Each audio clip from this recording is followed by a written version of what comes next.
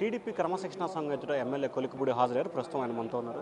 Sir ఏంటి sir, గతంలో ఒకసారి ఈసారి ఎందుకు మిమ్మల్ని వాంటెడ్గా పిలుస్తున్నారు? దీన్ని అసలు ఎట్లా తీసుకోవాలి?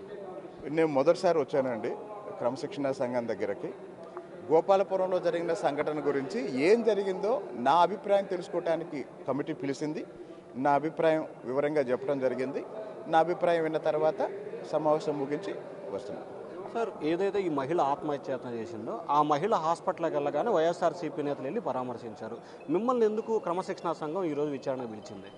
ఇప్పుడు మీడియాలో ఏమొచ్చింది అంటే ఆ మహిళ మీద దాడి జరిగింది, ఆ మహిళ ఆత్మహత్య ప్రయత్నం చేసింది అని రాశారు.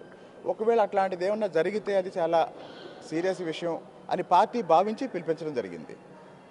కాబట్టి అక్కడ అట్లాంటిది ఏం జరగలేదని పార్టీ నాయకత్వానికి వివరించడం జరిగింది. సార్, ఎందుకు ఆ మహిళ కావాలని మేమే చెప్పిందా, లేకపోతే గతంలో ఏమైనా విభేదాలు ఉన్నాయా, లేకపోతే మీరు ఎమ్మెల్యే అయిన తర్వాత వాళ్ళకి సంబంధించి ఏ రకమైన కేసులు ఇట్లాంటివి ఏమైనా పెట్టదు? ఎందుకు టార్గెటెడ్గా మిమ్మల్ని వాంటెడ్గా చేయడాన్ని ఎట్లా తీసుకుంటారు? లేదండి, ఆ రోజు వాళ్ళు నన్ను టార్గెట్ చేయటం లేదు, నేను వాళ్ళని టార్గెట్ చేయటం అనేది లేదు. ఆ రోజు అనుకోకుండా జరిగింది. అయితే ఈ కుటుంబం మాత్రం ఆ గ్రామంలో వైసీపీకి సంబంధించిన గట్టి కుటుంబం.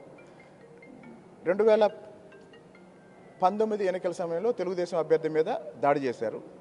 2014 ఎన్నికల సమయంలో తెలుగుదేశం అభ్యర్థి మీద వీళ్ళే దాడి చేశారు. 2013లో చంద్రబాబు గారి పాదయాత్రలో చంద్రబాబు గారి కాన్వాయ్ మీద వాటర్ బాటిల్స్ వేశారు. కాబట్టి వాళ్ళు ఆ పార్టీ కోసం పనిచేసే క్రమంలో యాక్టివ్గా పనిచేశారు.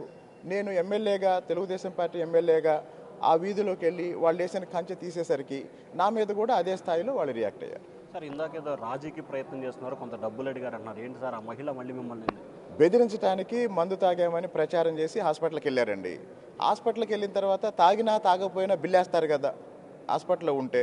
దానికి భయపడి ఏం చేశారంటే తెల్లవారుజామున నాకు ఫోన్ చేయించారు వాళ్ళ బంధువుల చేత. హాస్పిటల్లో ఒక 35,000 కడితే ఇంటికి వెళ్తాము అంటే నేను ₹1 కూడా కట్టనని చెప్పాను. ఆ తర్వాత మళ్ళీ నన్ను సంప్రదించలేదు. సార్, తిరువూరు నియోజకవర్గానికి సంబంధించి కొంతమంది వ్యక్తులు అంటే అగ్రవర్ణాలకు సంబంధించి కానీ మిగిలిన వ్యక్తులు మాకు సహకరించట్లేదు, కొలికపూడి కొంతమందికే సహకరిస్తున్నారని చెప్పి అధినేతకి ఫిర్యాదు చేశారు. గతంలో అధినేత కూడా మీతో మాట్లాడినట్టు వస్తున్నారు. ఎందుకని సార్ రాష్ట్రంలో 164 నియోజకవర్గంలో కూటమి 164లో కూటమి గెలిచింది. సో వీటిల్లో మీ నియోజకవర్గం మీదే టీడీపీ అధిష్టానం ఫోకస్ పెట్టినట్టు కనిపిస్తుంది. అట్లాంటిది ఏమి లేదండి.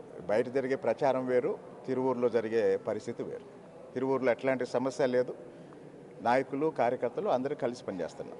సో ఇది తిరువూరులో ఎటువంటి వివాదాలు లేవు. నాయకులు, కార్యకర్తలు అందరం కలిసి పనిచేస్తాం.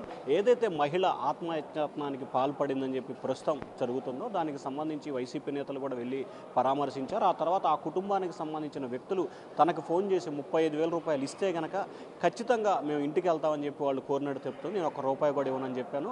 ఎక్కడా కూడా రాజకీయ వివాదాలకు తావులేదు. తిరువూరు నియోజకవర్గం అందరం కలిసి పనిచేసుకుంటామని చెప్పి ఎమ్మెల్యే కొలికిపూడి ఉంటున్నారు. వీడియో సాయితో శివ, బిగ్ టీవీ, అమరావతి.